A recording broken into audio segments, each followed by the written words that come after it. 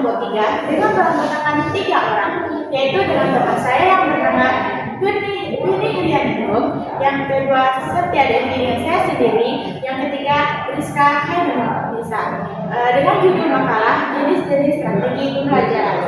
Baik, di sini saya akan menjelaskan sepertiga kedua, yaitu tentang strategi pembelajaran inquiry dan strategi pembelajaran berbasis proyek.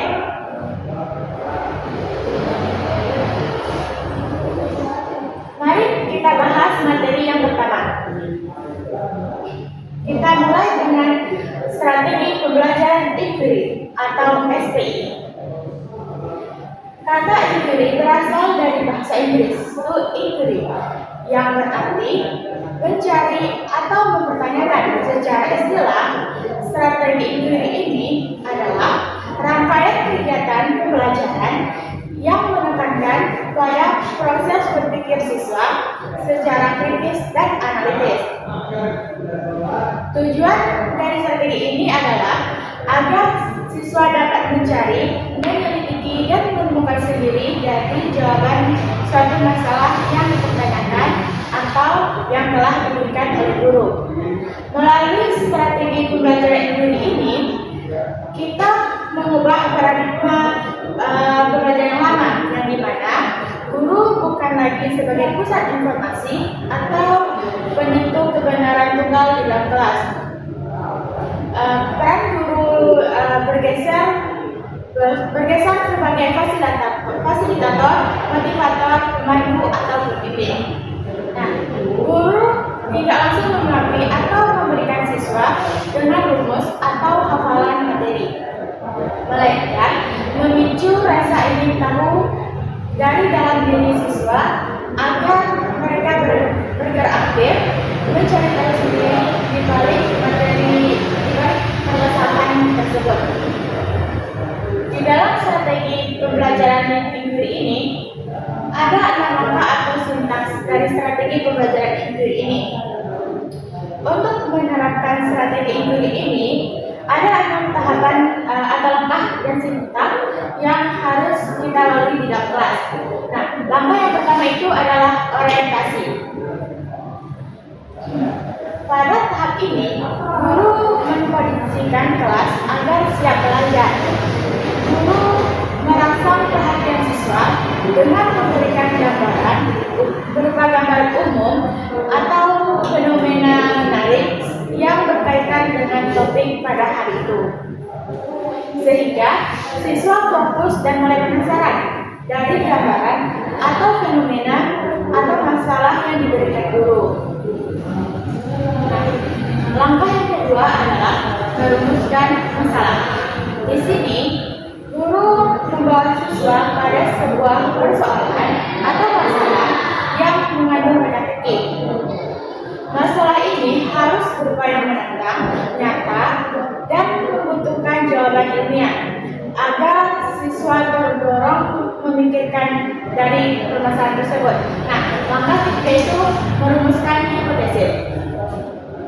Setelah masalah tadi diajukan, siswa diminta untuk menjawab sementara atau jawaban logis dari permasalahan yang telah diberikan guru tadi. Guru merangsang berpikir siswa agar bisa menebak apa kira-kira solusi atau jawaban atas masalah tersebut berdasarkan pengetahuan awal dari siswa miliki tadi. Nah, langkah yang keempat yaitu mengumpulkan data. Ini adalah tahapan yang paling aktif yang dimana siswa akan melakukan eksperimen, membaca berbagai buku literatur atau melakukan pengamatan langsung untuk mengumpulkan bukti-bukti konkret atau nyata demi menguji kebenaran atau dugaan dari data tadi. Langkah kelima adalah menguji hipotesis. Data-data yang sudah dikumpulkan oleh siswa tadi kemudian akan diolah dan dicocokkan dengan jawaban sementara yang di awal tadi.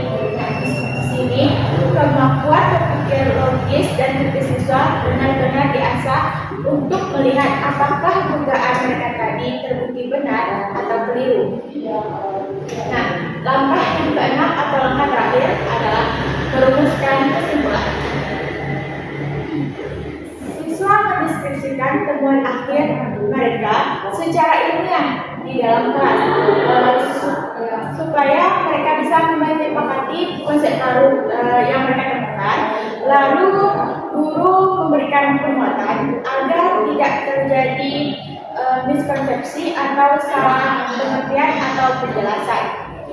Nah, selanjutnya kita masuk ke contoh kasus. Sebagai contoh nyata di kelas, misalnya pada materi fisika, guru telah menjelaskan bahwa minyak dan air itu tidak bisa menyatu. Tetapi guru cukup memberikan segelas air dan minyak kepada siswa, lalu membiarkan siswa melakukan tahapan empiri tadi, sehingga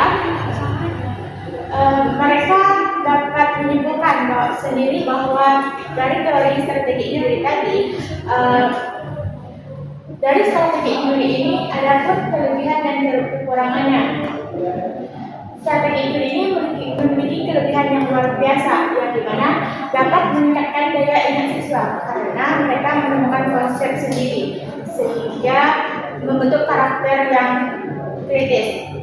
Namun, ada pun kekurangannya itu membutuhkan manajemen waktu yang ketat dari guru karena proses penyelidikan memakan waktu yang cukup lama. Selanjutnya kita masuk ke materi yang kedua, yaitu strategi pembelajaran berbasis proyek atau Project Based Learning atau bisa dibilang PJBL.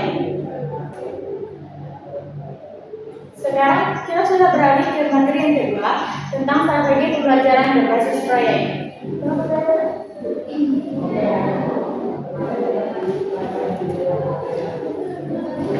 Jika di strategi ini tadi fokus utamanya adalah menyelidiki teori ilmiah, maka pada pembelajaran berbasis proyek ini melangkah lebih jauh ke ranah aplikatif. Strategi pembelajaran berbasis proyek ini adalah model pembelajaran yang menggunakan proyek atau aktivitas nyata siswa sebagai media utamanya. Pengajaran ini sepenuhnya berpusat kepada siswa.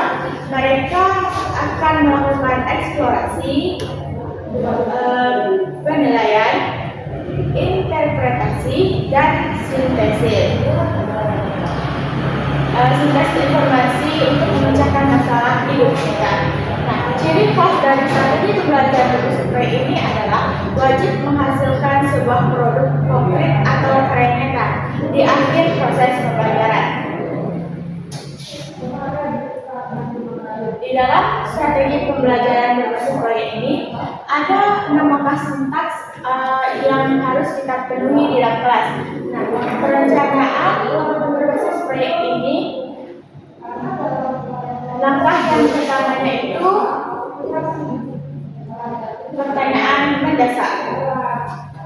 Pembelajaran diawali dengan guru memberikan stimulus berupa pertanyaan atau masalah nyata di sekitar mereka yang membutuhkan solusi konkret atau nyata. Pertanyaan ini harus relevan dengan kehidupan sehari-hari siswa. Yang langkah yang kedua itu yaitu mendesain perencanaan. Di sini siswa dibagi ke dalam beberapa kelompok yang dimana mereka akan saling bekerja sama dan saling berkolaborasi merencanakan aturan main pengerjaan proyek mereka. Nah, mereka akan menentukan alat dan bahan yang dibutuhkan serta membagi tugas untuk masing-masing anggota kelompok secara adil agar mereka dapat berpartisipasi. Langkah yang ketiga yaitu menyusun jadwal.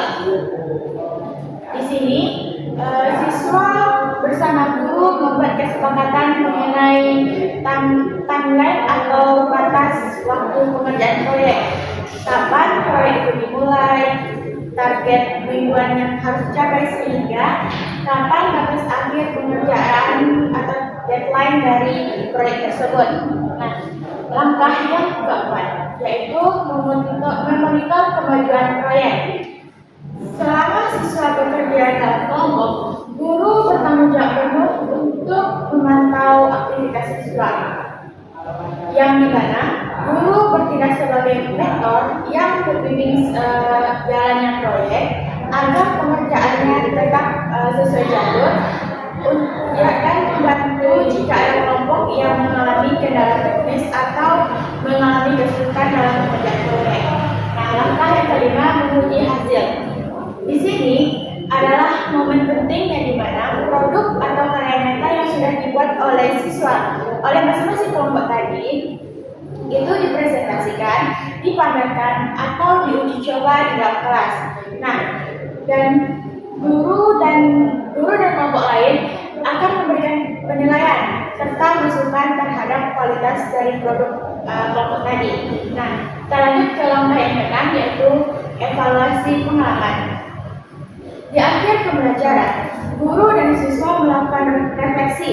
Mereka melakukan refleksi bersama mengenai seluruh proses pengerjaan proyek dari awal hingga akhir.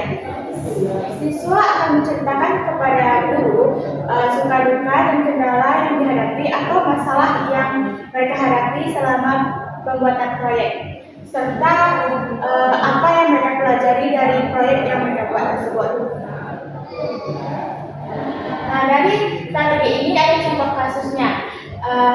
Contoh konkretnya atau contoh nyata yang diambil adalah pada materi kepedulian lingkungan. Kelompok siswa ditugaskan untuk membuat proyek pemanfaatan limbah sampah plastik di sekolah menjadi barang yang berguna, seperti pot tanaman kreatif atau kerajinan tangan, lengkap dengan laporan pembuatannya. Nah, di dalam strategi pembelajaran berbasis proyek ini ada kelebihan dan kekurangannya. Di dalam strategi ini, kelebihan yang pertama itu adalah melatih keterampilan kerja sama tim, dan yang kedua itu meningkatkan kreativitas dan pemecahan masalah praktis yang nyata. Nah, namun di dalam strategi berbasis proyek ini ada kekurangan. Nah, dari strategi ini kita perlu membutuhkan biaya untuk alat dan bahan proyek, serta perlu pengawasan kelas yang cukup rumit dari guru untuk kelompok bergerak dengan aktivitasnya masing-masing. Baik, demikian penjelasan dari saya tentang mengenai pembelajaran inquiry dan berbasis proyek. Semoga pembelajaran ini dapat memperjelas pemahaman kita semua. Nah, sekian dari saya tutup dengan baca wassalamualaikum warahmatullahi wabarakatuh.